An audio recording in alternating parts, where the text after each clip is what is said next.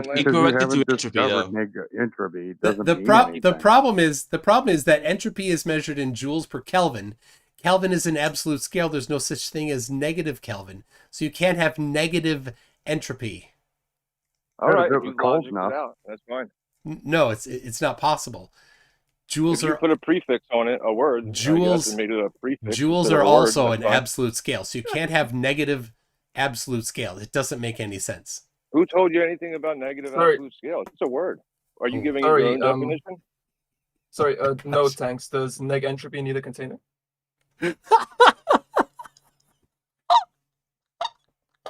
Oh, that's a good one. He brings it up, but doesn't know anything about it. That's he doesn't know anything about it. He doesn't know anything about it. Hold on. A container more than you can on a globe. Hey, it is 10 to the wait. Hold on. It is 10. Is this where the Earth curves? I'm just wondering. Hold on. Where the Earth curves? No tank. Oh, he changes. No tanks. Is 10 to the negative 17 joules per Kelvin a positive or negative number? Yourself sound silly. Stop it. Numbers don't make you sound better. There's no curvature. Okay, there's none. I mean, I'm looking at a photograph. No thanks. I'm looking at a photograph right now. Not the curvature that you imagine, right? Where there's a steady rate of curvature applied to curving hills and valleys. There's no. This has not been found. Oh my gosh, topography. You don't understand the difference between topography and curve. Oh dear. Are you saying that the curvature of the Earth doesn't apply to the topography? Correct. It does not apply to topography. Oh, topography sits on top of the curve of the Earth. It's separate. Right. There's zero depth to your globe. No, I didn't say that. I said they're separate things. Zero depth to your globe. Again, like when your friends in the room keep asking, he keeps on saying it's a 2D globe, and then you go and assert again that it's a 2D globe. What's a 2D globe? What the hell are you talking you have about? An issue. Are you kidding me? Are you? Like you're doubling down. All right, you're poing too hard here. You're just totally. The globe is the surface of a sphere is 2D. Yes, if that's what you're talking about. I don't think he understands. He's referring to the photos of He's going to get too confused if you talk about the surface of a 3D shape being two-dimensional. Where's the surface of it? Like where? It's on the surface. Like where is it 39.59 exactly? Where exactly is it 39.59? It's from the center. That's the radius. That's not the where. I I assume you're talking about the radius. 39.59 is. Don't worry about it. Oh my gosh. It's an average. It's an average. It's an average. So it's nowhere or it's everywhere? It's an average. Average. It's an average. Do you know what average. an average is? No, he doesn't. That's over his head. It's 39. Do you know what an average is? Way over his head. Do you know where the spot is that I can go? Do you know what an average is? No. Tell me what an average is. He doesn't know what an average is. There's nowhere that you can go. Tell me what an average Oh my is. gosh. Tell me what an average is, please. I'm gonna. I'm gonna show you. Wait. Watch. Pop out for a minute here. I'll be back in a minute. I'm gonna get you. You ready? Okay. So tell me where I can go that is 39.59 exactly. Tell me what an Where's average that spot? is first. Tell me what an average is first. No big deal. You don't know where your globe starts. All right. These guys. Seriously, the Asylum is the right name. Yes, neg entropy. Oh my gosh. Yes, and for reference, entropy is measured in joules per Kelvin. Both joules and Kelvin are absolute scales. There's no such thing as negative joules. No such thing as negative Kelvin. Oh my gosh.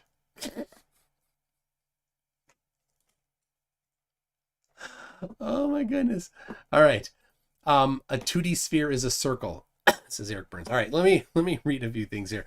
Walking Man says, for a guy with bad feet, Mikey Chuck Yeager Smith smashed the sound barrier and the land speed record running away bravely. Yeah, I tried to get Mikey to come on. Last week during my live stream, he did a video demanding all sorts of stuff. And I'm like, Mikey, come on here. I'll show you every single one of those things you demanded. He didn't respond to my messages. When I emailed him, he didn't respond to the messages on his videos. He responded to other people's messages on the videos, but not mine. PT Tony says, be aware that any attempt to infringe on Krakatoni style content will provoke severe legal repercussions. I have received that. Thank you very much. FDFE says, please install facepalm protection. MC Toon cannot afford more lawsuits. I mean, he tried so hard. Sin Cleanser is such a po. He's such a po. Like he asks a question, you're like, that doesn't make sense. And Tony and others, don't fall for it. There isn't a way to answer his question. He can't form the question right. He's not trying to ask an honest question. He just is thinking of a way to try and invent a weird question that doesn't have an answer that will befuddle somebody. Sorry. And somebody that would take him seriously might not know how to answer that. The thing is, you cannot take him seriously. Caucasian Sensation talking about Jason Whatcurve. Why does it sound like he's puking English? Yeah, Jason Whatcurve was drunk and high and thought he was gonna talk to me. Oh, geez. Caucasian Sensation says, so he's not on drugs, but he's drunk and high. Yes, that's it. The fact that he's like, those don't count, tells you how serious of a problem he has with drugs. No matter what your position is on those, yes, they fall in the category of drugs. Cretin Ball, ringer number 1, you can't explain bendy PSI. Ringer number 2, the sober guy who is both drunk and stoned. Ringer number 3, all measurements are fake.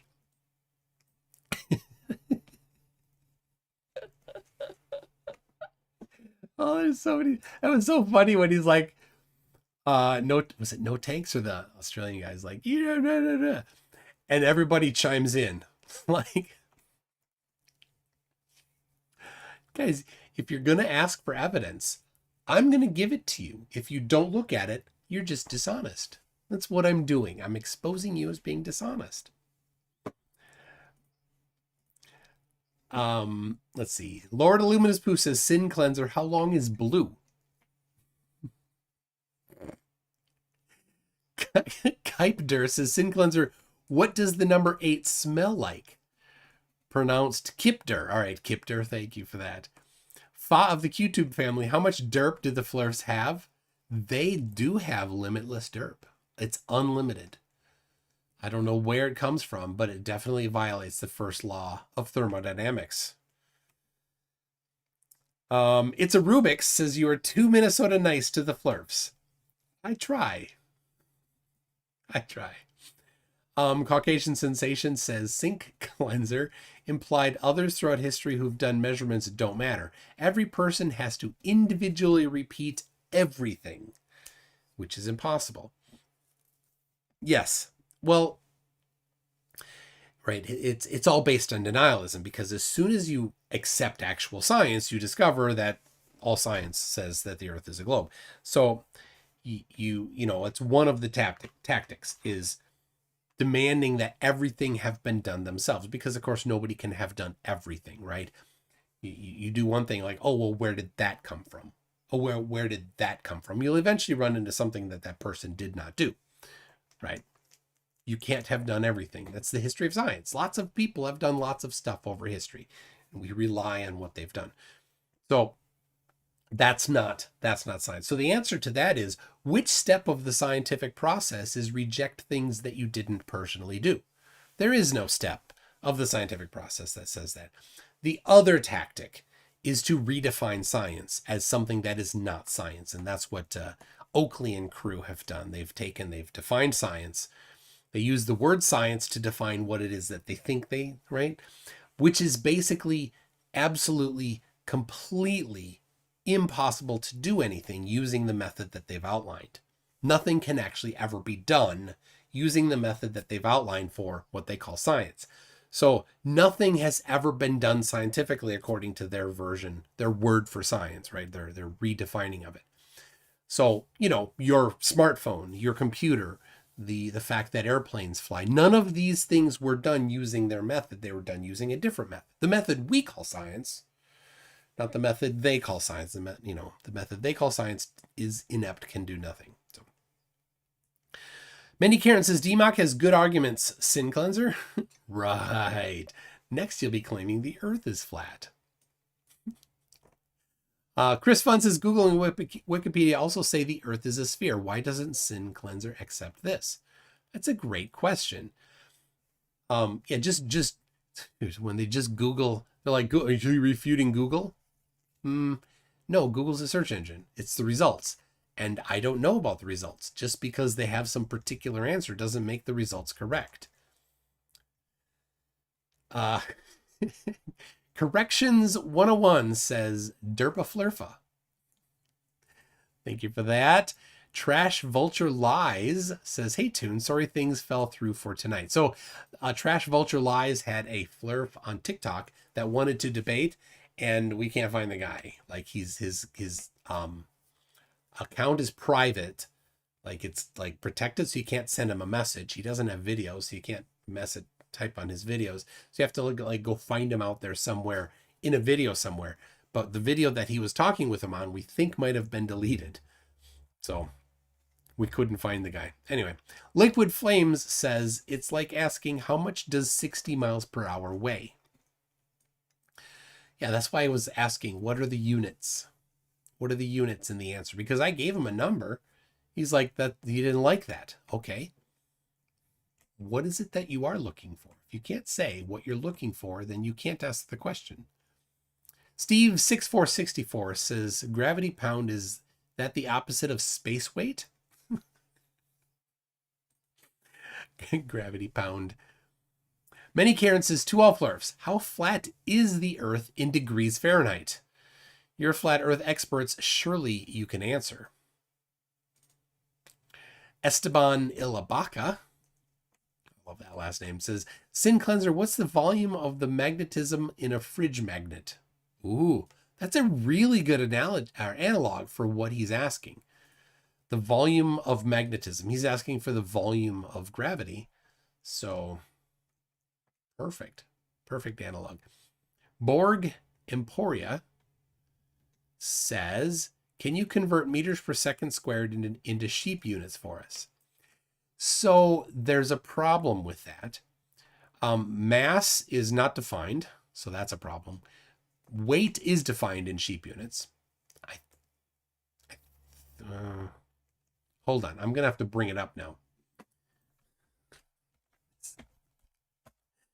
mctune.net/sheep if you're following along at home.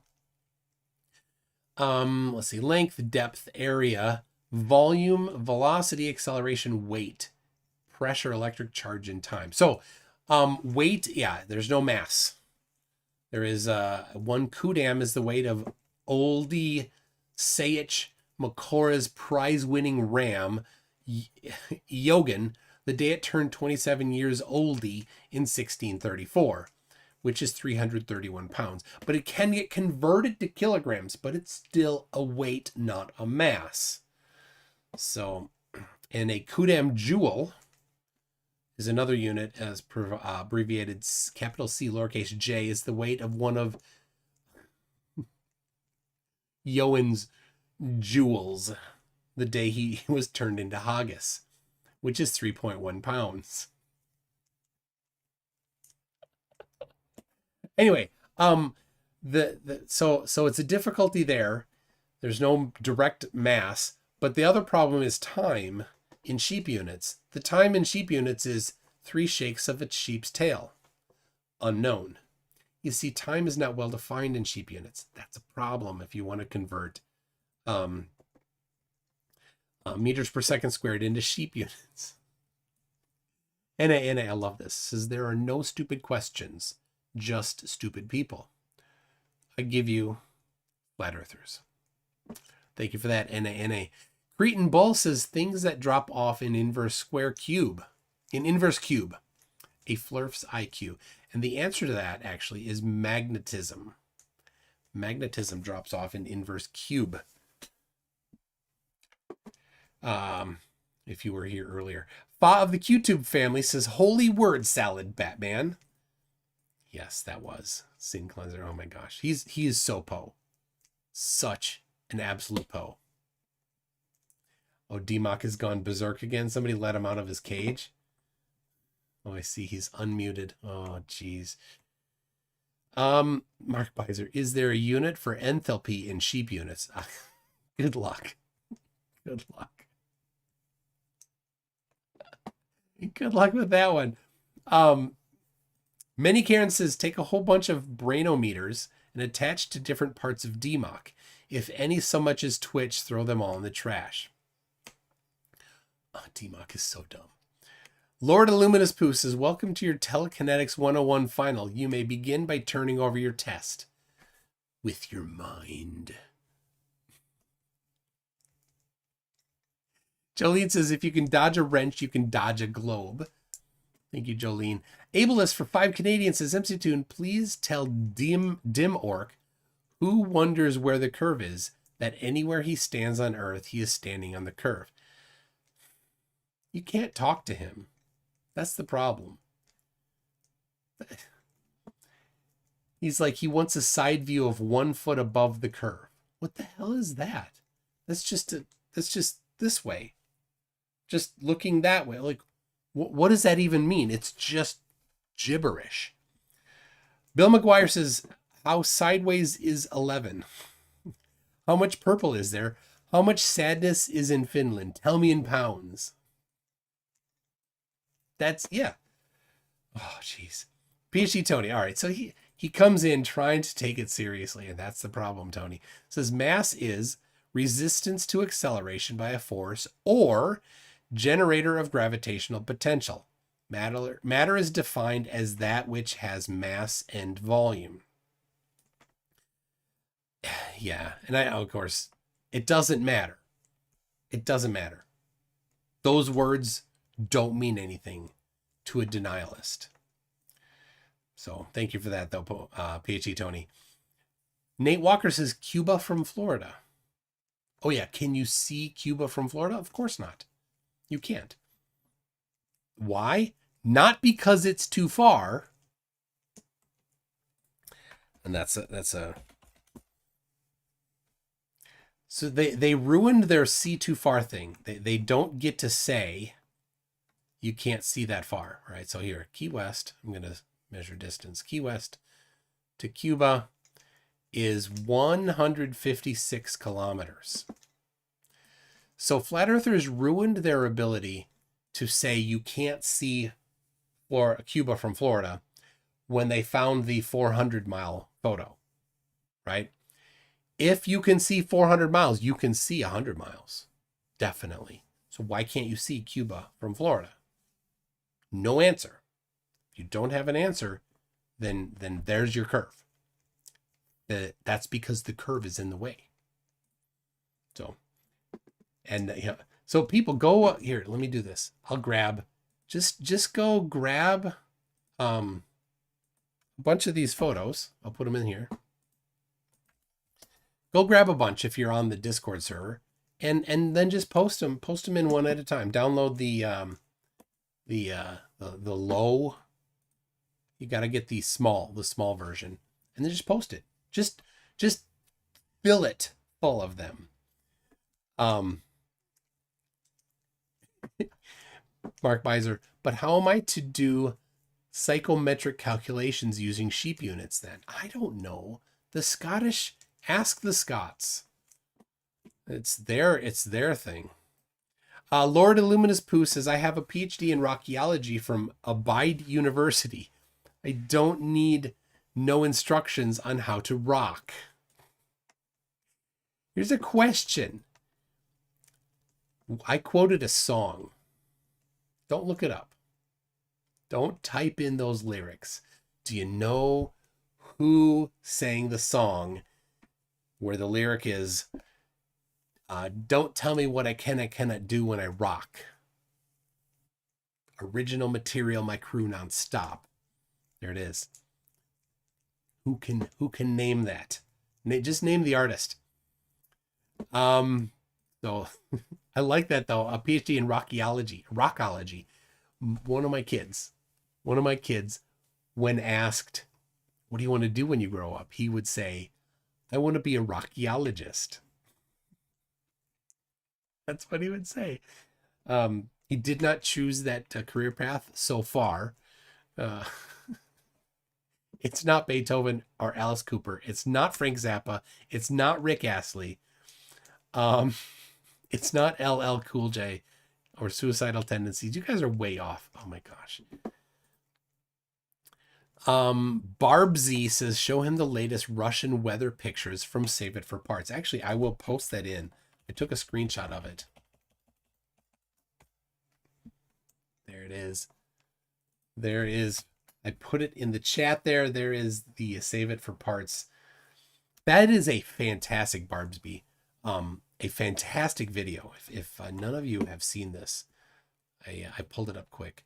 So a guy just got just basically received data from a Russian weather satellite. That's it. And that's what it came out with is the right here. He wasn't able to get all the data, right? And this is confirmation, right? Not being able to get the data is confirmation that this isn't faked, right? If it's faked, he just put it all. You just have all the data, but he doesn't have all the data. So it's got stripies on it. See all the stripies on it because he couldn't get all the data. So, is a Rockyologist an expert in the Rocky Horror Picture Show, or is it in Stallone movies? Of course, he meant geologist, but yes, it'd probably be a little easier to become an expert in the Stallone movies. All right. Ableist says, when will we get an explanation of the flat Earth in as much detail as these kids demand from us? Please arrange such a debate, Michael. Thanks. No, you can't. And you heard him wave the white flag. I said, you don't have a model. Like, of course we don't have a model. Yeah, that's why you are ridiculous. If you don't have a model, it's because you fail. You are failures, flat earthers. You can't be taken seriously if you have no model. You've got no map. You can't explain why the moon stays up. You can't explain why the sun stays up. You can't explain why they stay consistent in angular size. You can't explain what direction either of them will set for any day of the year for any location. All of these things we can do with the globe. Every one of them. You can do exactly nothing with flat Earth. Nothing. You can't explain why you can't see Cuba from Florida. Right? You can see Pic Festranus, or whatever, Pic Gaspard. You can see Pic Gaspard 400 kilometers away, but you can't see Cuba 100-some kilometers away? Fail. You are failures. We point and laugh at your ridiculousness. All right. Oh, there it is. Oh, Deus Ex Tomato. Hold on a second. Apocryphon got it. It's John Rubin. Deus Ex Tomato. Apocryphon, what are you doing in here? How did you get this?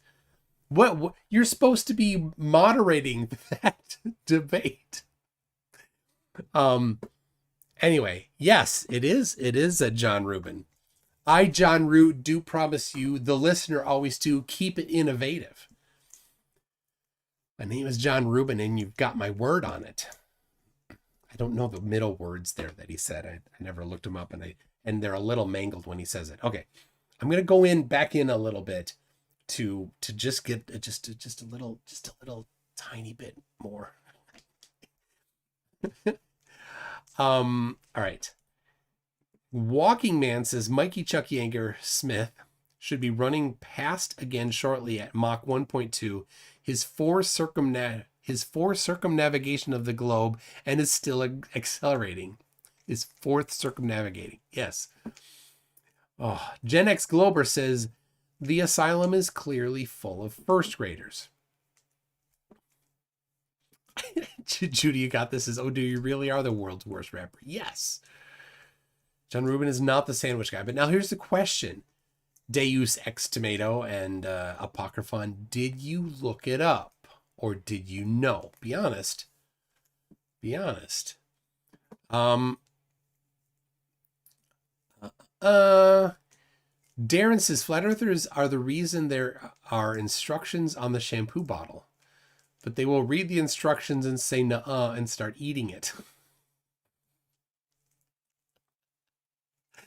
All right, we've got Richard Fuchs says Southern Hemisphere flurfs are a special breed. Special inbreed? Yes. I mean, just explain, guys. Just explain the angle of the sunrise or sunset on December 21st. Just explain that. Just, you can't. You got nothing. Lord Illuminous Boost says, what's the volume of negentropy? Chris Fun says, have you set up the Temple of Tune yet? There's no Temple of Tune. And Fa of the QTube family says, the moon stays up because God gives it Viagra. Oh my gosh. All right. Eric Burnseye says, I don't understand how there can be flurfs in the Southern Hemisphere. I don't understand how there can be flurfs anywhere because the sun could never set. It's that simple. They're just so dumb. All right.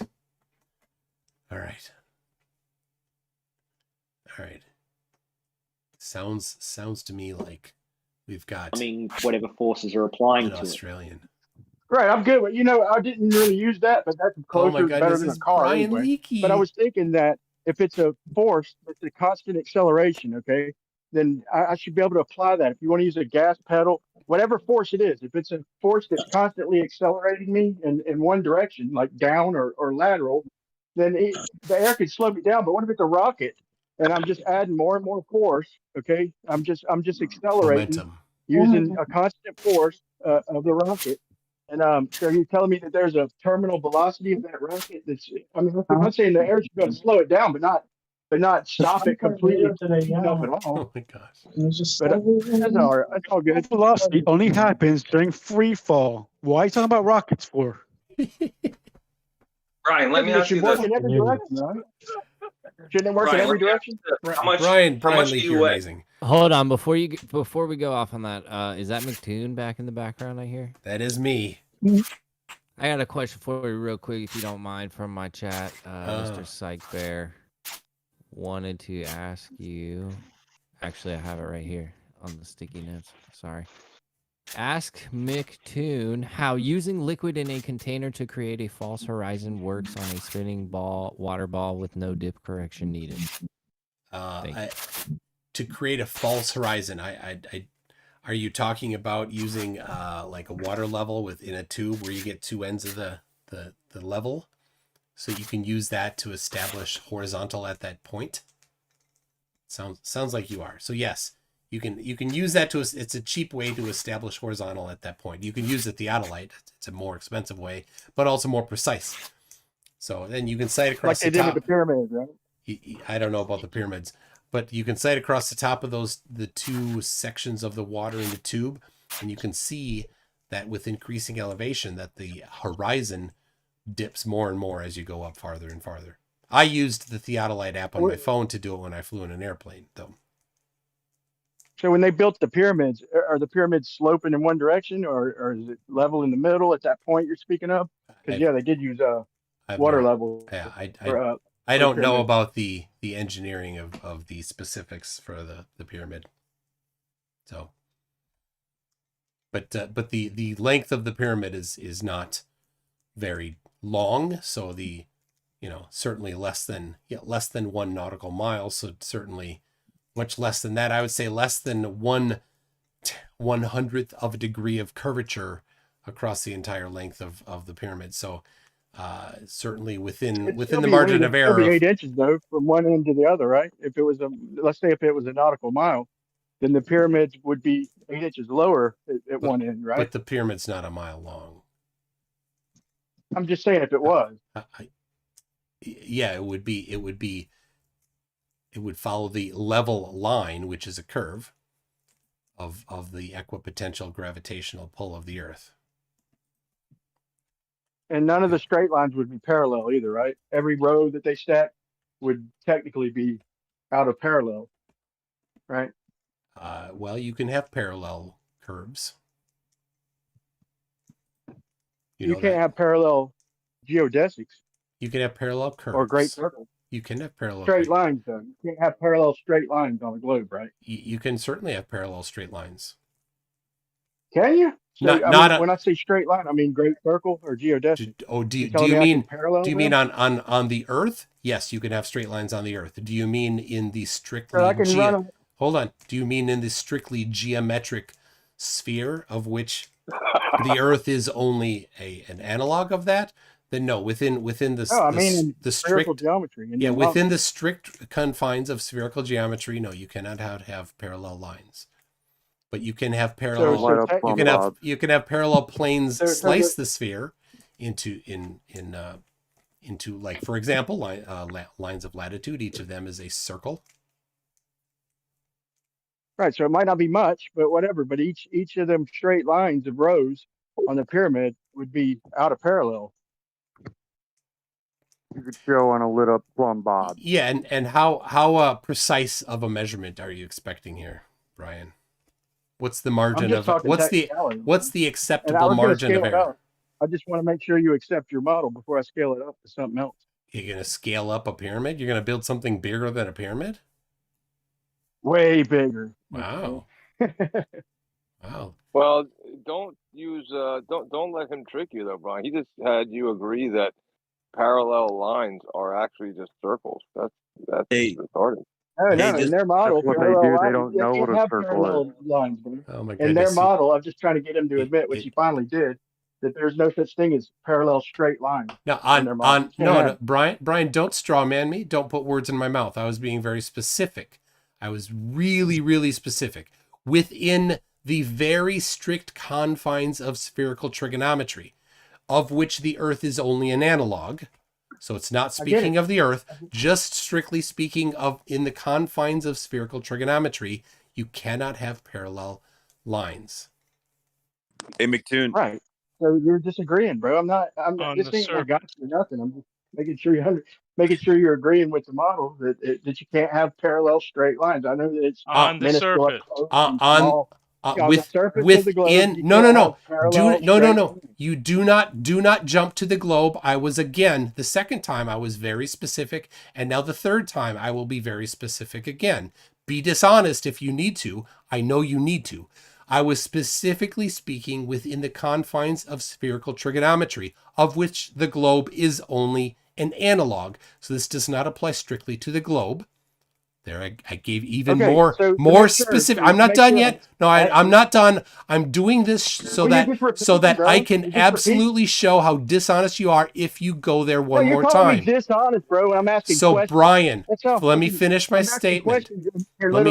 I'll finish my statement so that you can then go and misrepresent me. Go ahead. Specifically within the confines of spherical trigonometry, there's no such thing as parallel lines. On the globe, there absolutely is such a thing as parallel lines.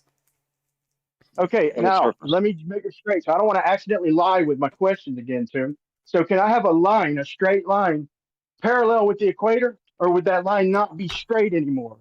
The equator, strictly speaking, is not a straight line. Is it not a great circle geodesic on a globe? Brian. You need to go learn your own model. Brian. This is his method, dude. Calling everybody else dishonest. Brian. And he doesn't understand his own model. Brian, the equator is a slice of a sphere by a plane. Now, on the globe, is it great? On the globe, there is an analog to that, but of course in meat space nothing is perfect. Is that your answer? But okay, a geodesic or a great circle or a due east or due west, due direction is a 90-degree perpendicular. Okay. That is a great circle is a straight line in your model. In spherical geometry, a geodesic is a straight line, and you can't have parallel geodesics within the very strict confines, of spherical trigonometry. Yes. Which is not the globe. Okay. The globe is not. So now who's being dishonest? So now you changed your answer. You're just by saying strict, now you're being honest now? Yeah, you're the one being dishonest because you keep trying to take this perfect geometry and apply it to the globe. The globe is not perfect. It is in meat space. Nothing in meat space is perfect. So because it ain't perfect, that makes me dishonest when you didn't even understand that a great circle is a straight line in spherical geometry. I understand that a great circle is a straight line on the surface of a sphere within the confines of spherical trigonometry, but because the surface of a sphere is two-dimensional, but within three-dimensional space. There's nothing other than the surface in spherical geometry. There's nothing other than the surface of the sphere in spherical geometry, McToon. Yes. On Once the again, surface of a sphere. May I make a comment? Oh yeah, go ahead. So there's something of an abuse here. McToon just said the Earth was a flat globe again for like the fifth time. No, don't. Why do you have to lie? Oh yeah, that's right. Because you're a flat earther. The entire conversation. Flat earthers are liars. You're all liars. Sorry, go ahead. My comment is that there's an abuse here of the term straight. A geodesic is the straightest path that can be taken between 2 points, but that does not make it a straight path. It's the shortest path, Tony. It's the shortest path on the globe. Not straightest. Yes, they're all straight. A geodesic is a straight line, Tony. No, it isn't. A straight line. No, it's not. No, it isn't. A straight line has a very specific geometrical definition. And I have an honours degree in mathematics. I have a PhD in geophysics. Welcome to flat and you got outraged when Toon called you a liar. You just lied to me. I can tell you. Tony. So a geodesic is not a straight line on a sphere. Geodesic is an analog to the straight line on the surface of a sphere. He doesn't know what analog means. Maybe we should define analog for him. Get you out of just the geometry itself. Because none of y'all understand it. All geodesics, all great circle routes will intersect at 2 points. Right, forming four congruent angles, right? In other words, a plus sign. So anywhere you draw a plus sign on the surface of your sphere, you get an equator and a meridian. You could name it whatever you want. It's going to split the sphere in half, two different directions. Okay, so you can't have parallel slices, bro. Right? Yes, That'd you be can. like a latitude. Wait a minute, hold on. In order to do that, you would have to have a small circle. You could intersect it, not intersecting in the middle, and have something. And the small circle would turn, right? Like it's say one halfway to the pole. We'd have to turn, right? No. It would be parallel to. It wouldn't be parallel, would it? It would be parallel to your geodesic, though. Bro, I can't believe this. Dude, Paige, you don't even understand. You're saying that we can have parallel great circles. No, stop. Small circles. All great circle routes intersect at 2 points. You can have a small circle be parallel. He didn't hear small circle. He doesn't know what a small circle is. Any other circle, any other line is not a freaking great circle. You're turning. You have to turn. Exactly. That's so correct. it's not. That's why I use the term small circle. There you go. Great circle on the surface of a sphere will intersect at 2 points always. Right, a freak, like I just said, form four congruent angles, bro. This is one of your axioms. Your bullshit model. Not four congruent ones. Not you're just wrong there. Four angles, so they'll be equal, but they won't be congruent. So once again, let's get to the bottom of this. So we can't have parallel straight lines on the surface of a sphere in spherical geometry, right? One second, there are no straight lines on the surface of a sphere. There are no straight lines on the surface of a sphere. There are great circle routes that are the analog to straight lines on a. Okay, so we've literally got them to concede that there are no straight lines at all. There's no concession. A great circle route is the shortest distance between 2 points on a surface of a sphere. If you want to say that's a straight line, okay, fine. It's not really, but if you want to say that, then go ahead. Spherical geometry. There's only one great circle on the latitude. That's the equator. There's an infinite number of great circles on the longitude. There is only one great circle latitude line, and that's the equator. And right. So they want to say that if we're at the equator, we see the sun rising straight up. But that don't make the Earth flat.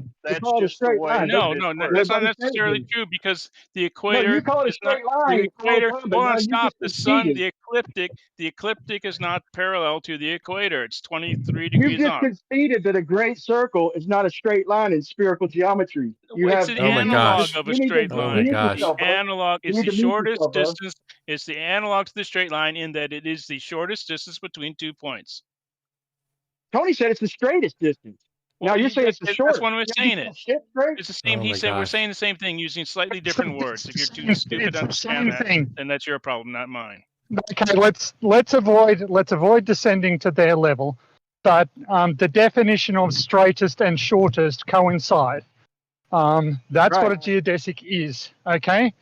So the geodesic is the straightest path and shortest path along the surface of a curved, along a curved surface, joining connecting 2 points. Yes, great circles on Earth's surface are not straight lines. I don't know where you. Well, actually, I do know where you got that from. A lot of people are very. No.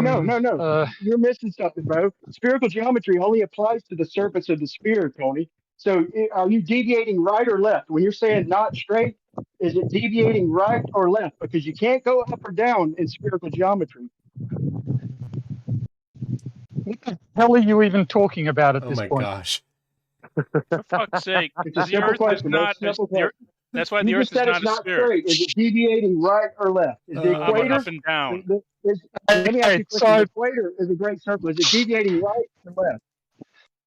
It's what you're talking about when I say that it's not straight, it's deviating from the chord that connects the 2 points. The There's no chord chord in spherical geometry, dipshit. Well, He's got you, Tony. then, He's got you. then there is no deviation, fuckwit. These guys don't even understand their own model. I got to go, y'all, but these guys You do don't not even have understand any it. clue. Bye. You For don't fuck's understand sake. spherical Bye. geometry, bro. So how Says could the you guy who even basically enter doesn't this understand debate? that 1 + 1 = 2. For fuck's sake. It's not. Oh my god. We got a Just PhD Not telling you hard the to chord understand. If line. you're on the equator, The you've best got a great dumpster circle. fire I've ever If you're on the seen in the equator, you've got a community. great circle line. Holy Just shit. If you follow north from the equator off of the great circle line, if you follow north from the equator, it will no longer be parallel. It'll start. The great circle will start to move non-parallel to the equator. If you follow south, it'll move in the opposite direction, non-parallel to the equator. Right. But it is And still non-parallel great to any circles other on a meridian. globe. That's called a circle. Right, but none of them are parallel, right? So none of the meridians or longitudes are parallel. They're all straight lines on the no. surface of the sphere. But all So now the latitudes are. longitudes aren't straight lines. So now Tony's going to double down and say the longitudes are also not straight lines on a sphere and spherical Yes, they're geometry. not. Because he doesn't understand. He's going to use a chord A line. straight It's telling me he line, doesn't know what spherical geometry even is. A straight line. There's no such thing as a straight line in spherical geometry at all, ever. The straight lines cannot follow the curvature of a sphere. You keep on saying that because you are too simple-minded to understand that that doesn't prove anything of a flat Earth, right? No, when I just asked you, we're speaking of spherical geometry, and I made that crystal clear, and I asked you which way is the equator deviating, left or right? You said a chord line, bro. So you don't understand spherical geometry, bro. Why would the equator deviate left and right? What What is would it the equator deviating deviate? from? It's not straight. This is y'all's model, Yes, bro. I don't believe any of this shit. This is y'all's model. Brian, Geodesic. wait, Brian, you had to leave. Straight line connecting the 2 points is the chord. That's what it's deviating from. Like, you're saying, so there's no such thing as a straight line in Are there spherical. chords in Cartesian coordinate You guys systems? got Are there on chords in mute, spherical G-Mod. geometry? Yes. Oh my God! Somebody teach this guy something, man. Oh, Brian. A chord is. He's using a chord line on the two-dimensional surface of a fucking sphere. What a joke, dude! Using a chord to join 2 points on the surface of a sphere. You Oh my can gosh. totally do that. The Earth exists in 3-dimensional space. There's therefore a straight line connecting them. Brian doesn't understand Is that. there any glove here that'll back me up? No, On a surface you're of a sphere. wrong. On You the two-dimensional adjusted. surface of the sphere, You adjust doubly repeatedly. Brian, I thought you had to go. This is. Brian, I'm just messing with you. It's the very reason why when you launch from Cape Canaveral and you're not on the equator, you do not go around a circle directly around. You're on an inclination orbit because you are not on the equator. But it's still a great circle on a globe. This is actually a stunning example of flat earthers not being willing to listen and learn. You humiliated yourself, bro. This guy thinks he knows what he's talking about, but he has absolutely no idea. You're using chords in two-dimensional Cartesian coordinate systems, bro. You clearly have no understanding of this conversation. You need to stop rubbing salt in your own Is wound. a sphere a two-dimensional or a three-dimensional object? PhD Tony just said we can have parallel great circles. Is the sphere a three-dimensional or a two-dimensional object? So now you're going to argue everything Oh, else. come on, Brian. That we can have parallel great circles? Come on, Brian. No, Give you're us an obviously answer. misquoting him because I told you before that all great Hey, circle you already routes said that, intersect right? at 2 points. You should have already moved, bro. Is this all great circle routes will intercept at 2 points? This is actually a study. Wow, PhD Tony, I think your mic has gone crazy. Doesn't prove anything. Tony, try dropping out and coming back in. Yeah, I will do. Sorry. Hey, Toon, will you tell fix Tony that there's no chord lines on the two-dimensional surface Brian, of a sphere when we're talking Cartesian coordinates and two-dimensional globe surface? Brian, we've gone through these. Is the sphere two-dimensional or three-dimensional? The sphere is three-dimensional. So can we have chord lines on three-dimensional objects? You just said that the surface of the sphere is two-dimensional, not correct. 10 minutes ago. Not the surface. Are you retracting that, hey? The sphere Hey, itself. are you retracting that No, statement? the surface is two-dimensional. That's correct. Just Is listen, the sphere Brian. itself two-dimensional or You can learn, Brian. This all okay for this. So can we have parallel great circles? It's a simple fucking question. No, how many times do I have to tell you? We've gone over it that all many great times. circle routes intercept at 2 points. Why? Why can't we have parallel great circles? Because that's how geometry works. Yeah, that's exactly. how Exactly. But I want to hear his answer to make sure he understands. Why can't we have parallel great circles? I want to make sure he understands. That's how it. spherical geometry works. Okay, I'm sorry. So they're straight, I didn't know you were still on here. I wouldn't have interrupted your show. I apologize. So they're straight then, right? They're not straight. straight. No, They're on a geodesic. two-dimensional surface of a sphere, a geodesic or a great circle is a straight line on a two-dimensional surface of a sphere. It's the analog. No. It's the analog of a straight. It's the analog of the straight line in two-dimensional Cartesian.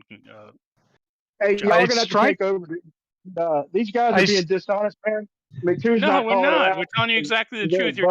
You're too dense or too you're dumb saying to that a great understand it. circle is not a straight line on a two-dimensional surface of a sphere. It is the analog of a straight line in Can you do me a favor and can you go and Google straight line? Just go and Google you it. literally just used a chord line. Just go and Google. You need to go and Google it. You need to start from scratch, bro. Don't yell at me. Go and Google the term straight line and look for a definition. Bro, I've got videos listing 100 definitions of a geodesic being a freaking great circle or a straight line on a two-dimensional surface of a sphere. Analog of a straight line. Analog of a straight line in that it is the shortest distance between 2 points. It's not a straight line. This is their model, dude. This is literally their model. It is not a straight line. It is the analog of a straight line. Use the correct terminology. You are again lying. Okay, you gotta Google analog. Does not mean that you aren't full of shit, bro. No, analog is exactly the correct word. It is not a straight line. It is. So then you answer. analog. Am I deviating left or right at the equator, Paige? What do you mean? The equator is a great circle route. The equator is a great circle route. Right. You're saying great circles aren't straight, bro. Really sucks. You're saying great circles. Great circle lines are not. Great circle lines are the analog of a straight line. Do you understand what analog means? Listen. Everyone needs to I reset do. because you guys have said the same things at least 8 times in a row, back Oh, and forth. well- This sucks for everyone. I know that you're trying to correct him, and I know Leaky thinks that he's saying correct things. You guys are repeating nonstop. No one is enjoying this. Okay. All right. Can I quickly say this? Can we shut that guy up? Well, he has to leave. Brian's on his way out. Thanks for I coming, do Brian. really got to go, man. All right, we'll see you, have Brian. a good night, Brian. It was good to have you on. Thanks for the fight. Yeah, thanks, man. Thanks. Yeah, you got it, man. Hold him to this because they're saying the equator All right, bye, is Brian. not a straight line. Bye, Brian. Bye. Hey, Brian, thanks for showing up though. For reals, man. I haven't talked to you for a while, or heard from you for a while. So I couldn't find a link. thanks a lot. I'll come see y'all, man. Yeah, for sure. We're gonna have every 2 weeks, right, McToon? Yeah, 2 weeks from tonight, I'm good, and then and we'll go from there. Yeah, and I think 4 weeks from tonight looks good as well, and then 6. Yeah, because I'm in and out of town, and then I'm basically out of town like every other Tuesday. So, all right, cool. This will be when I'm in town. When I'm out of town, Gotcha. I'll do it on the road with someone else. Anyway, hey, I'm gonna pop out, go back to my chat, and people, thanks for having me. Sounds good. Apocryphon. Thanks for coming, MC. Demon Stride, and the link for people that'll watch along later. Remember, the link to their server to is show us in how the a scale works on a spinning ball in the lab, loser. And how a plane crew, a fucking moving plane, proves your Good job, D-Mock. longitude Bye. latitude. Oh my gosh. D-Mock is as useful as a football bat. And probably about as funny. We got one more. Deus Ex Tomato says, in reference to the John Rubin song, says, I concede I did look it up on the CD I own. So credit for that. Says I bought way back in like 2009 or 10 when I was still a Mormon. So I did kind of cheat on that. Well, there you go. So let's see, to clarify the Great Circle route. And I don't know where he was trying to go with this and how it related to pyramids. Maybe I'll have I'll try to guess. So he didn't hear when I didn't catch the other guy's name, said something, that small circles, right? So you have great circles on the surface of a sphere is a line that goes all the way around, does the entire circumference. Like there's infinitely number of great circles on the surface of the sphere, but any 2 great circles intersect at 2 points antipodal from each other. But the angle does not have to be 90 degrees. Brian seemed to think that it was. So he seemed to think that the equator on the globe analog of a perfect sphere, the equator and the prime meridian would be the only, but you can have any number of great circles. And their intersection there'll be 4 angles at each intersection. All of those angles will sum to 360. But there's going to be 2 pairs of those angles. If they're at 90, then all of them are 90, but they could be, 1 and 1. That's 2, right? Let's go 5 and 5.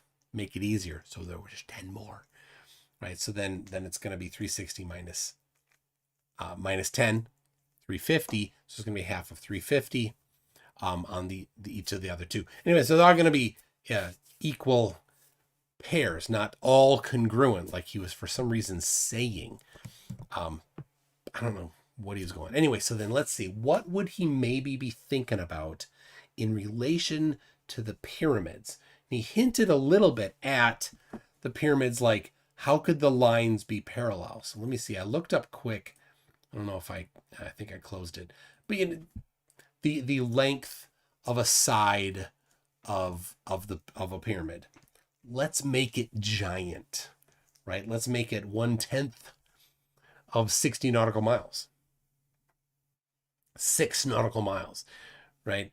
The entire 6 nautical mile long side on a pyramid From one end to the other, there is 1/10 of a degree of curve over 6 nautical miles, which is 7 statute miles, which is like 11 kilometers. 1/10 of 1 degree of curve.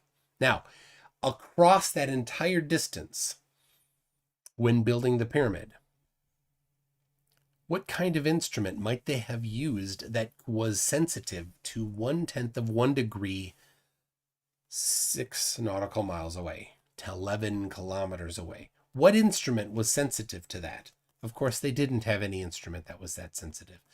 There are not a whole lot of instruments you could just go buy that would do that. You actually have to really be very precise about how you do things and employ the services of a surveyor, probably. There's no ruler long enough to put up against the middle of it to see if it's bulging on either side. And he wanted to say something about 8 inches per mile squared. And yes, there would be 8 inches per mile squared. So let's shrink it down.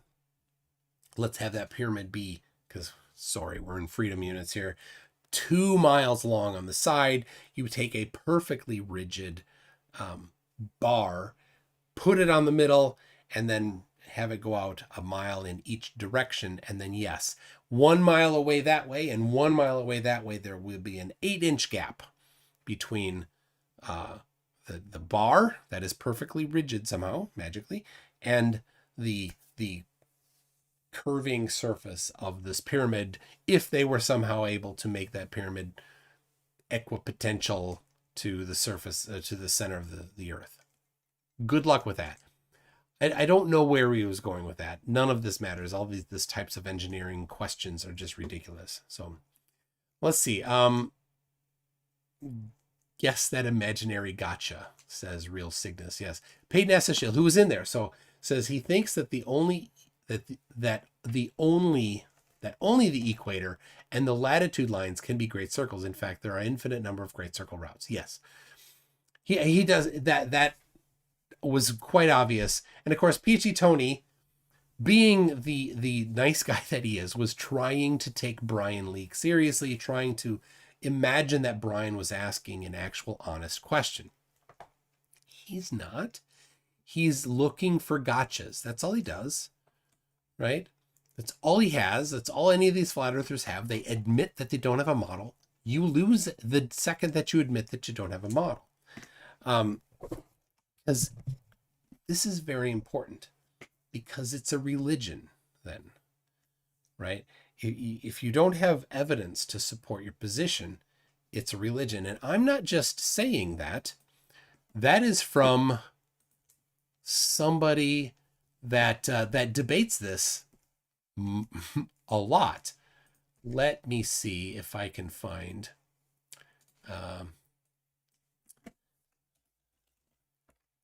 there it is. All right. So according to this person, this is what religion is. What do you mean by religion? A belief system built upon the doctrine of men void of empirical verifiable evidence. That's Austin Whitsitt. Let's hear it again. What do you mean by religion? A belief system built upon the doctrine of men void of empirical verifiable evidence. Void of empirical verifiable evidence. Flat Earth, by Austin's definition, is a religion, because Austin says that there is no model. Don't believe me? We don't have a model. So Austin and other flat earthers, if you don't have a model, then what do you have? What do you mean by religion? A belief system built upon the doctrine of men void of empirical verifiable evidence. All you have is religion. Every week I go in here and I listen to them, and it's the same thing. They don't have evidence for their position. The only thing they have is attempted gotchas, which is the fun. That's the fun of what we do here, right? We're navigating and letting them try their gotchas and be like, sorry, that's not a gotcha. So Jiffy Cone says, this is all a distraction from the true shape of the earth. Hashtag Weenie Earth Gang. Well, Jiffy, you and your Weenie Earthers, I do wish you luck. Chris Fun says, I've always said there's a that a meaning of straight can mean something that does not deviate from its path. For example, 27 degrees latitude is a straight line in this definition. Okay, if you use that definition. But that's not, I don't think, an appropriate definition for straight. Now, you could say, I'll give you this, and I think this is potentially appropriate. You could say that a straight line on the surface doesn't deviate right or left as you go. It just goes the same direction. And so a great circle on the surface of a sphere is that. It doesn't deviate. I can't say east or west because that would only happen, the equator, right? So you could say for the equator. The equator doesn't deviate north or south. So in that sense, you could say on the two-dimensional surface of a sphere, it fits that definition. But outside of that, when you go to the third dimension, you can see that it's a circle. That's why it's called a great circle, right? If you were limited to the surface of a sphere, if that was your entire existence, you were a two-dimensional being on the two-dimensional surface of a sphere, then yes, that would be all you had, and you could not distinguish that is a circle in three-dimensional space without somehow inferring it, right? And where Brian was trying to go with that, no idea. But anyway, it's an interesting position, Chris/Lael. I don't quite agree with you, but I think if we go one step more specific, we can get a little. Nerd Alert said, fair enough tune. Flat Earther Martin Leakey says that the ancient Egyptians were in North America. Might as well use freedom units for pyramids then. Yeah. If the ancient Egyptians were in North America, certainly they used miles because the ancient Egyptians were in North America. That's the units we use here. Never mind that miles hadn't been invented yet. Completely beside the point. Which reminds me that the whole units thing, right? It happened last week with Jaren, where he's like 600 or 66,600 miles per hour orbiting the sun. Well, science is done in kilometers, but okay, that was there. But the point that the flat earthers are trying to get to with this is they're trying to say these numbers were hidden in the model because they're evil. No. You need to show more than just finding the number. You need to actually show that the units that you found the number in were the units that they were using when that first was identified. Because you're claiming that these were invented, right? They're claiming that the motion of the Earth around the sun is invented. They have to claim that because it contradicts their model. They make drastically different changes. So they say all of our stuff was made up. So that's their attempted evidence that it was invented, and they put those numbers in there because that's the only way to do things, right? Why? No actual reason, but that's what they want to say. So you have to show that those were the units that they did it in. I don't know. I think it was Huygens that gets credit for the first measurement of the orbital speed of the Earth. Was it in miles? Probably not. So, Professor Phil Bell says, Quantum Eraser went through your debate with Jaren on his last video. I did see that. I can't imagine how that could be useful. So I did see that that Oakley also was upset and was trying to go after both of us. And in his classic Oakleyism, so I referenced, I did see a short thing. I referenced, don't need these, Res Rhetoric's measurement of the elevation of the ISS. And in that, Res Rhetoric used the 1.11 kilometers between himself and Astronomy Live. And he did not use the over the surface of the Earth for that. Well, that number is 1.11 because that's Haversine formula, but the math that they did used that arc length, but treated the angle between them as not an arc, but instead as a flat line, a straight line, meaning a chord between them. So the chord the chord length between them would be shorter than the arc length between them. So that was a small approximation that they did. It's an approximation. That doesn't mean anything outside of that approximation. It will introduce a small amount of error into the final measurement. Now, what's the chord length versus arc length of 1.11 kilometers? The difference between them, very, very small. But then also he did one more. This is a bigger one. He measured, what that did is that gave him the distance between themselves, the two of them, and the ISS, right? And at an angle. Then they measured that angle, right? So now you have that angle, which was 500 kilometers about, right, on the surface. So you've got right here, it was 83 degrees up to the ISS, and this is the surface of the Earth. But they treated this as if it were a flat surface, right? Again, introducing an error in the measurement. So across for 500, so it's going to be the difference between a chord length and an arc length. So what's the difference in chord length for 500 kilometers versus, the arc length of 500 versus the chord length of 500? Again, a rather small difference in the amount of measurement there. So then Oakley did the classic thing that Oakley does, right? So what does Oakley always assert when you use a model? He doesn't understand that a model is necessary in science. You can't have a hypothesis without a model. Oakley says that it's a reification if you use a model, which is just completely wrong. A reification is when you assume the model is reality, when you treat the model as reality. So when you use chord length instead of arc length, and then you say, therefore, Earth flat, that is reification. Because the model was used as a chord length.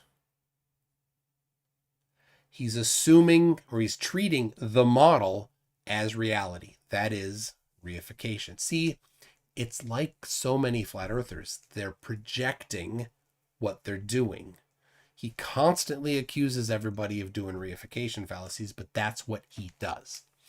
Whitsitt, before he does a debate on modern day debates, goes through the list of all the fallacies he's planning to use during the debate. And he rarely fails to use them all.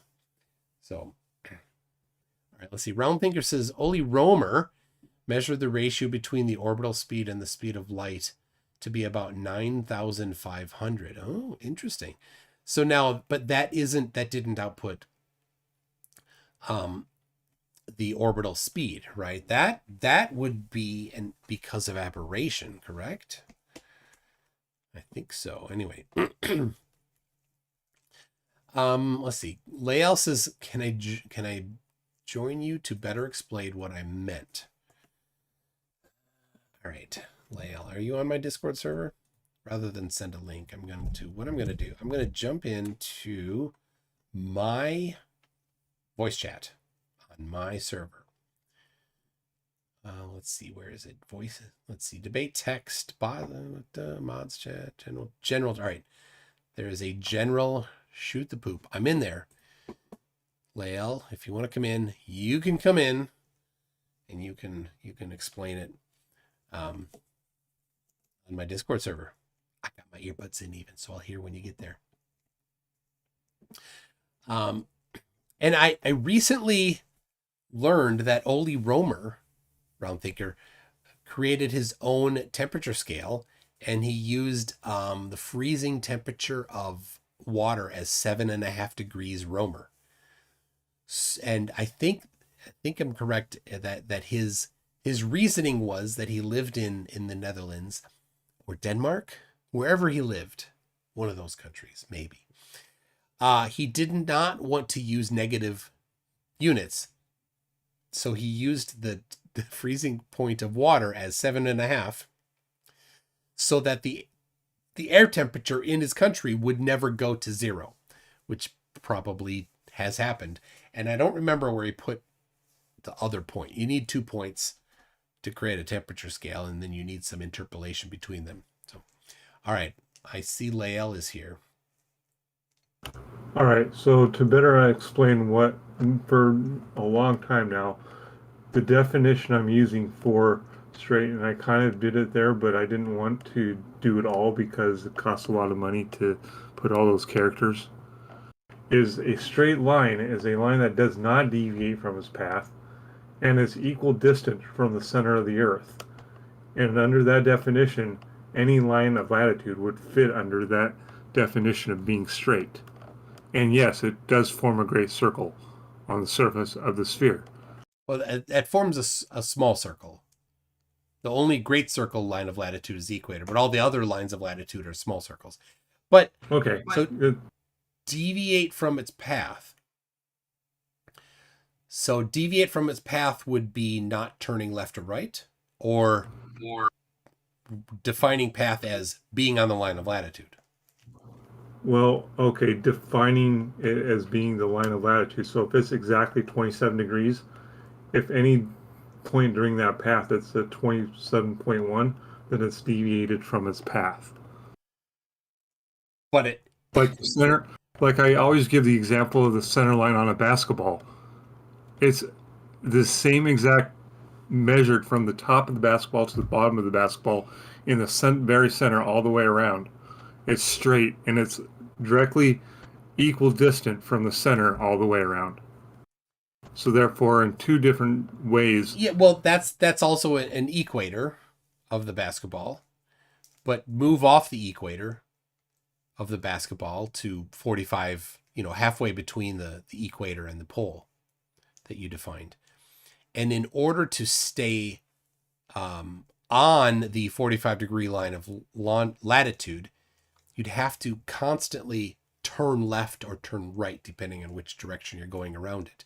You'd still be on the line of latitude. But it goes to rum line. If you look up rum line everywhere except for the equator deviates. It goes non-turning and eventually winds up at one of the poles. So if I could better explain, I think I understand.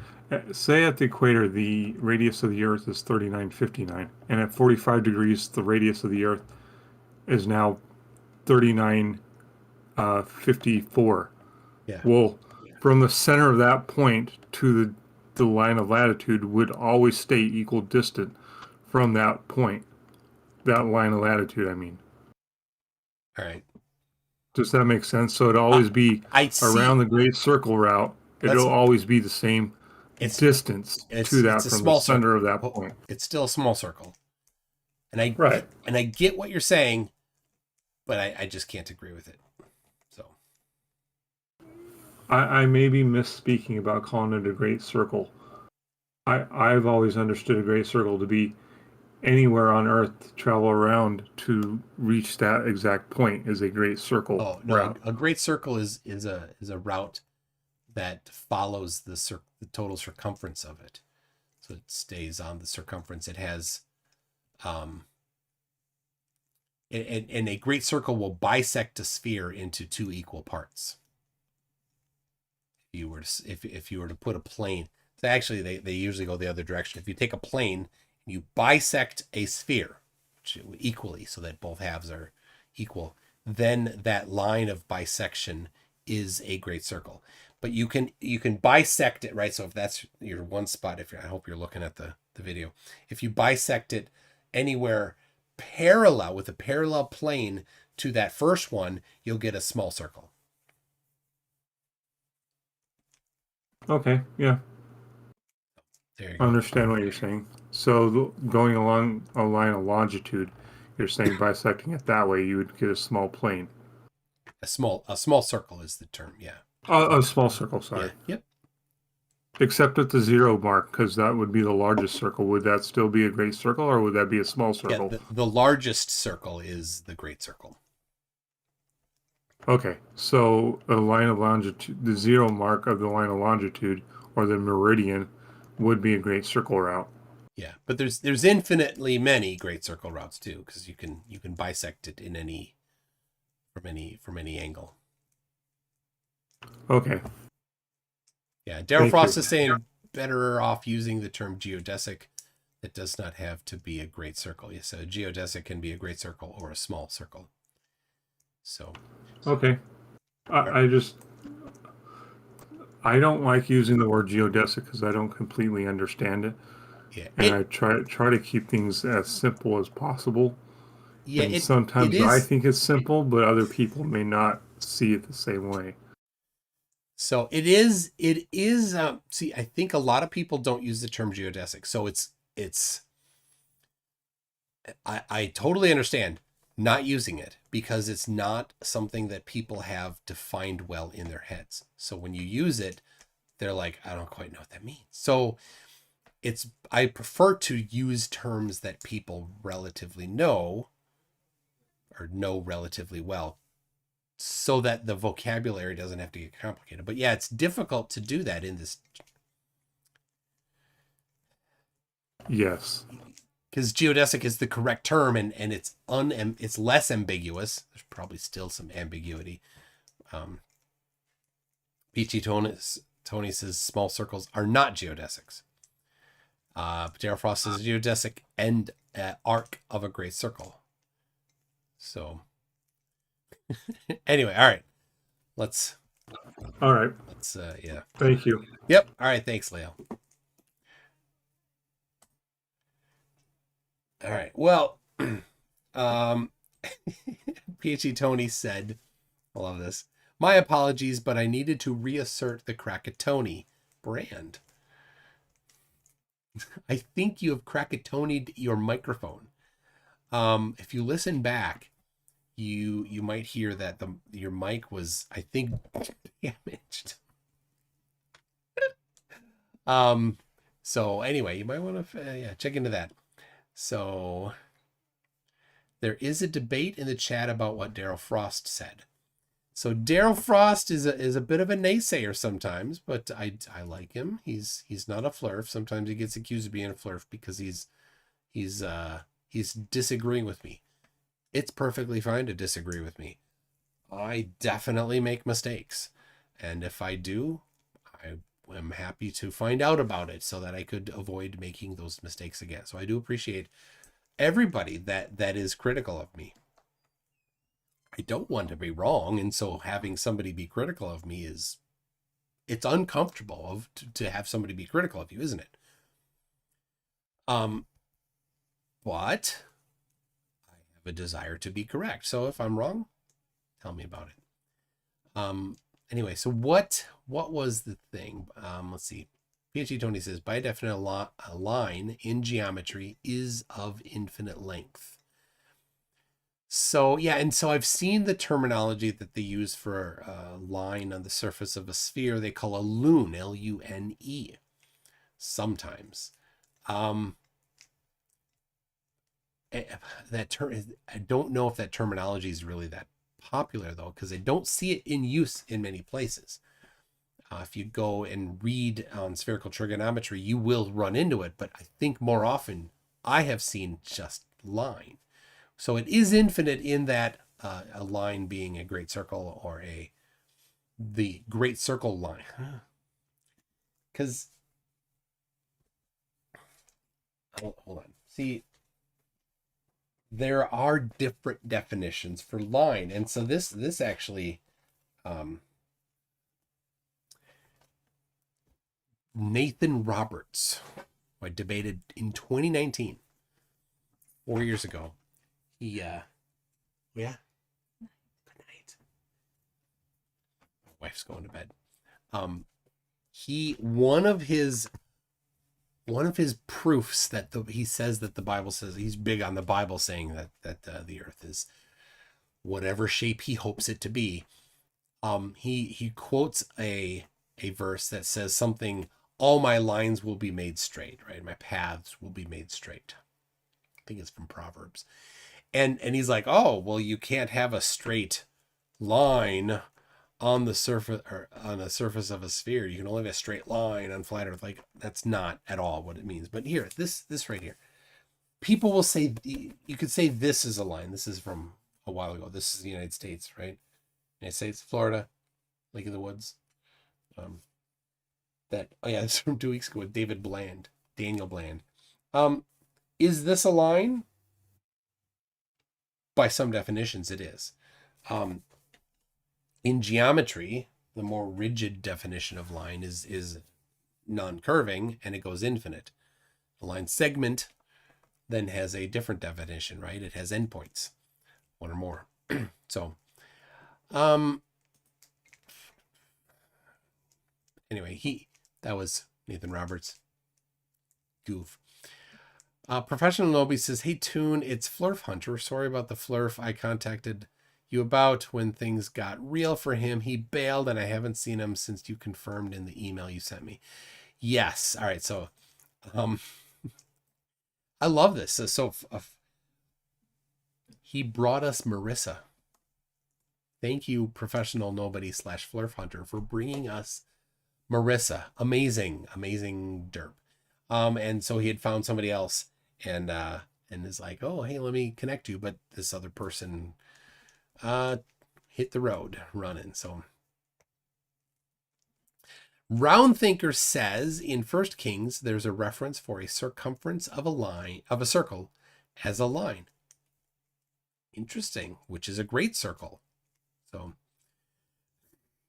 refract and reflect. Oh gosh. All right. So it's been long enough, certainly, people. Thank you very much. Let me read this here, make sure it's not relevant. I got a message here. There it is. Okay. If Professor Phil, you could send that to Lael. I'll post that in all right, hold on.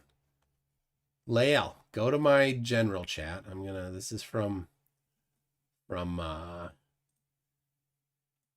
where'd it go? Hold on.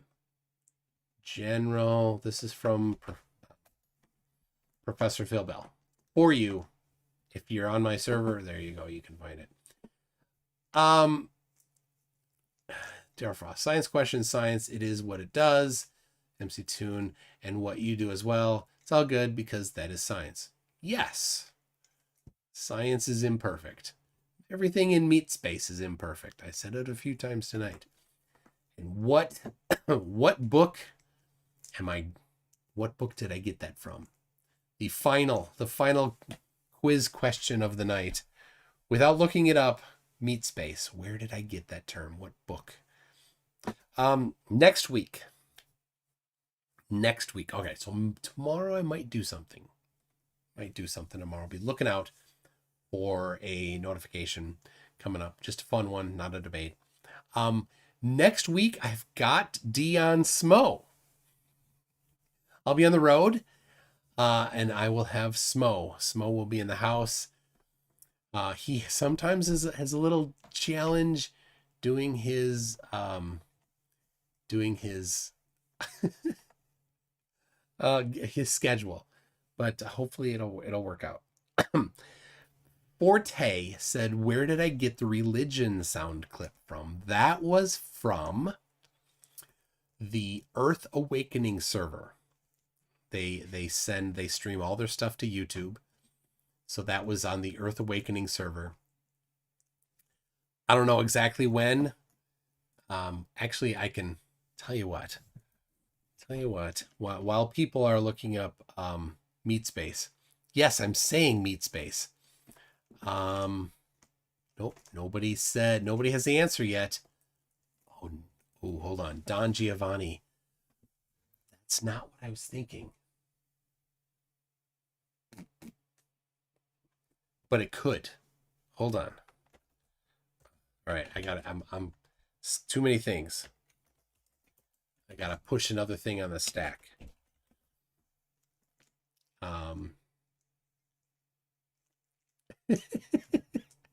Professor Phil Bell, when you said the words flat baseline in your Jaren debate, Oakley gave birth to kittens. Such was the level of his hubris. Yes. Let's see. Is it... Nope, it is not. It is not Neuromancer, where I got Abel Baron. That is not where I got Meat Space from.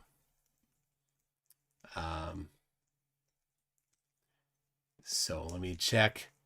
Meat Space, Counter Space, Meat Lego. Nope. Meat Cake Dune. No, not Dune.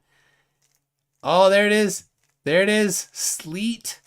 I read a cyberpunk thriller that used the word in the 90s, but I can't remember the name and my bookshelf is too far away to check. Oh, he's onto it. He's onto it. All right, somebody will get it. All right, there's that. What was the... I got to pop the stack now. Ah, Gowden's is close. Gowden's is close. It's not Snow Crash. You got the right author. You got the right author. It is... Oh, wait, hold on. Maybe it is Snow Crash.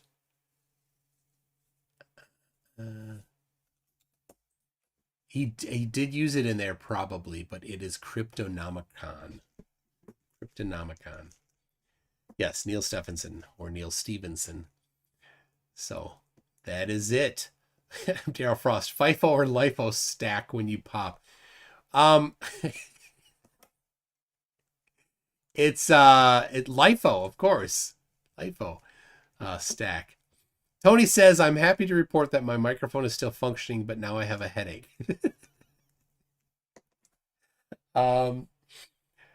Yeah, I've not read all of Neil's stuff, but let's see. Snow Crash, Diamond Age, Cryptonomicon. Yeah, that's it. That's all I have. I have them on the bookshelf over here.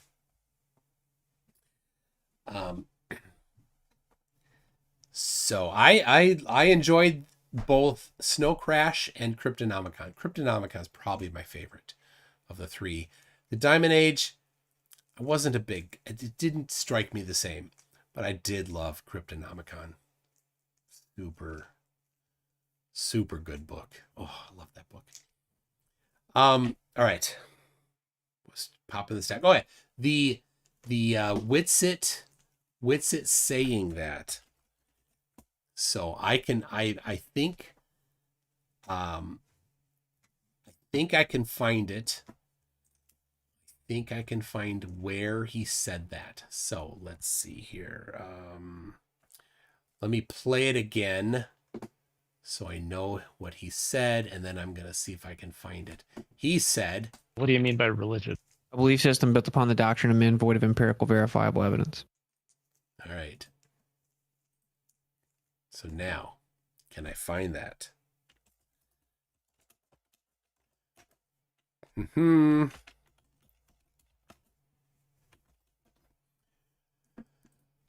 right. Can I find it?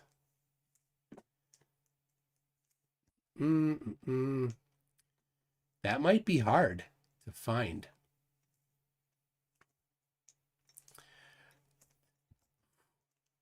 Gosh, so much derp that Austin has said.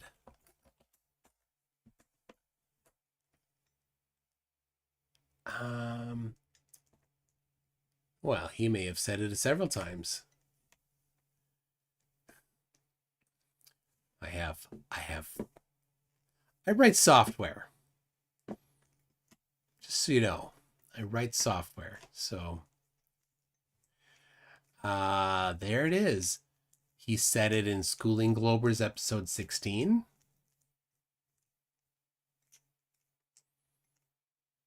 So I'll give you that one.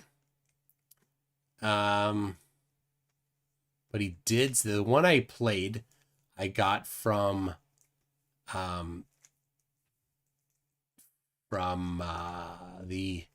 what I say, the Earth Awakening server. There it is. Oh, found it. Number 891. Earth Awakening number 891 is where he said it. So there, I gave you 2 places. Enjoy. PhD Tony says that there is a weird phrase that he puts into that religion definition, built upon the doctrine of men. So would he claim Christianity is not a religion? Well, he does not claim to be a Christian. He claims to be something outside of Christianity, but adjacent to it. And he very likely does not claim that his religion is a religion. He probably would very strictly claim that it is not a religion, because he's going to use a very specific definition for religion that's different from the definition you use when you might ask him if he is in a religion or if he's a religious person. It is a dishonest tactic, and Christians do this. I don't like it. They'll say Christianity is not a religion for some specific definition of religion, not the one that people are intending when they have a conversation with you about it. Some other definition that they swap in. That's dishonest, which is contrary to the religion of Christianity. Don't do it, people. PhD Tony says also, who else apart from humans has the capability to develop doctrines? Well, I suppose you could get doctrines from, humans. Because would you think, I suppose you could get doctrines from a deity, right? Anyway. All right. It is so damn dishonest, it makes me sick. Yes, he is. He very much is. Anyway, so, tomorrow maybe something. Week from today, Smo. That's the plan. I hope that you enjoy it. I hope it works out. I'm just wasting time while I'm getting my outro there, and I need to get the shot some. There it is. So it won't freak out on the exit. So people, thank you very much for coming along. Thank you for the super chats, for members, for patrons, for all that. I appreciate it very much. It makes spending the time I do here that much more possible and rewarding. So I appreciate it, and we'll see you next time. Wait, that's the wrong one. That's the intro. You know, I totally Team Skeptic that thing. There it is. All right. One more time. I've seen Team Skeptic mess it up in real time, sitting next to him. That was it. Thank you.